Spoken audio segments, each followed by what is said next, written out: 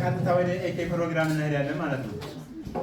በጣም አመሰግናለሁ ይህን ፕሮግራም ስለተባበራችሁኝ። ያው ስሜ አወቀ ካሳ ይባላል። በሶሻል ሚዲያ ኤኬ ነው። እስኪ መጀመሪያ ዘመራችን ወደዚህ ይመጣልንና ሽልማቱን ይሰጥልን። እስኪ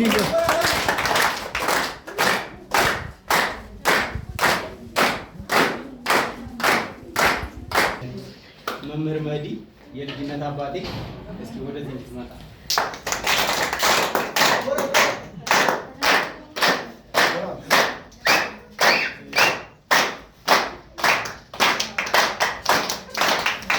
መምህር መህዲ ከአንደኛ እስከ ሶስተኛ ክፍል ያስተማረኝ መምህር ነው። እንግዲህ አ ብሎ ኤቢሲዲ ብሎ ፊደል አስቆጠረኝ መምህር። እዚህ ደግሞ 9ኛ ክፍል በተማርኩበት ትምህርት ቤት አጋጣሚ በማግኘቴ በጣም እንደ ወንድም እንደ አባት የማየው መምህር ነው።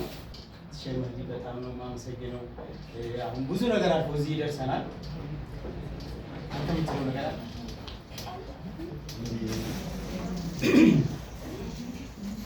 ያው ይሄ ብዙ ጊዜ በእኛ አካባቢ እንደዚህ አይነት እንትን አልተለመደም። ተማሪ መምህሩን እንደዚህ ቴንኪው የሚልበት ፕሮግራም በተለያየ እንትን በመገናኛ ብዙሃን እንሰማለን እንጂ በእርግጥ አሁን ለእኔ አዲስ ነገር ነው የሆነብኝ። እሱ ዛሬ እንደዚህ እሱ ይመጣል ወይም እንደዚህ አይነት ነገር አለ ብዬ በፈጣሪ ነው የምላችሁ አላወኩም። አሁን ይሄን ማለት ነው እኔ የመጣሁት የእናንተ ፕሮግራም ላይ ተሳትፌ ለማለት ስራ ቦታም አልመጣሁም እንትን አላለም።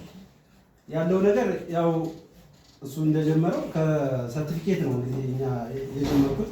ተማሪ አንደኛ ክፍል ሆኖ ላይ ክፍል ያለውን ትምህርት መስራት የሚችል ኮቢ የሚባለው ነው። ያው የትውልድ አካባቢያችን እዛ ስለሆነ ጉናና ሙቀጭ ትምህርት ቤቶች ይዘን ስንሄድ እሱ ካለ በቃ አሸንፎ ነው የሚመጣው። ውድድርም በቃ የተለየ እንትን ያለው ሰው ነው። ዩኒቨርሲቲ ሄዶ ተመርቋል። ይሄ መታደል ነው እንግዲህ በዚህ እድሜ ዩኒቨርሲቲ ተመርቆ የመጣ ተማሪ። የመንግስት ስራም ደግሞ አልጠበቀም። ከዛ ወጥቶ በራሱ ፈጥሮ የራሱን ስራ ፈጥሮ እንግዲህ ምንም አሁን ከዚህ በኋላ የመንግስት ስራ ይፈልጋል ብዬም አላስብም። ምክንያቱም እሱ እየሰራ ያለው ስለምታውቁ ማለት ነው። ለእናንተም ይሄ ትልቅ የሚያስተምረው ነገር አለ ከሱ። ሁላችሁም በእርግጠኝነት የመንግስት ስራ ትላላችሁ ብዬ አላስብም። የራሳችሁን ፈጠራ ፈጥራችሁ ራሳችሁን የምትችሉበት መንገዱ አሁን ቴክኖሎጂ ሁሉ ነገር በጣም ሰፊ ነው። ያን ታደርጉ ነው። እኛ አላደረግንም። ምን ያው መምህሮቼ አሉ እዚህ ያው ካለው ነገር ከማክበር በስማቸው አንጠራም። አሁን እዚህ በስሙ የሚጠራ ተማሪ እናያለን። በዚህ ዘመን ጋሼ እንላለን እኛ መምህሮቻችን አሉ። እሱ ደግሞ ይሄንን አስቦ በዚህ እድሜ መምህሬን ቴንኪው ለማለት ይገኛል ማለት እኔ ለእኔ ትልቅ ሰርፕራይዝ ነው። በጣም የሚያስደስት ነው። በጣም ቴንኪው ነው የሚለው ጊዜያችሁን እንዳልሻማባችሁ